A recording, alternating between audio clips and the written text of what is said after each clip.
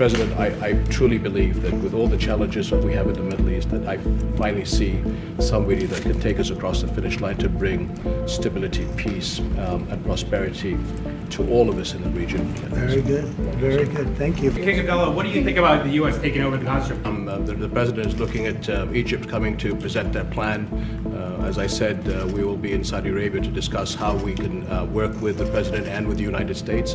One of the things that we can do right away is take 2,000 children that are either cancer children or in a very ill state to Jordan as quickly as possible. What you just said about the 2,000 is fantastic. It's so beautiful. It's music to my ears.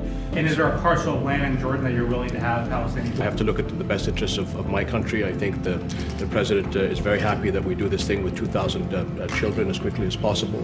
Will you give His Majesty the King guarantee that you won't allow Israel to annex the West Bank? Discuss it. Other people have discussed it with us and with me. That's going to work out. West Bank is going to work out very well. President, you were saying that Palestinians will live somewhere else safe. Where exactly do you want them to live? Well, it's not where I want them to live. It's going to be where we ultimately choose as a group.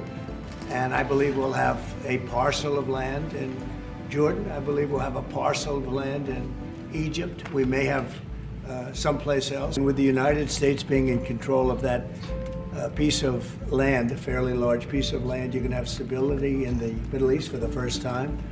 And the Palestinians, or the people that live now in Gaza, will be living beautifully in another location. Mr. President, take it under what authority? It is sovereign territory. Under the U.S. authority.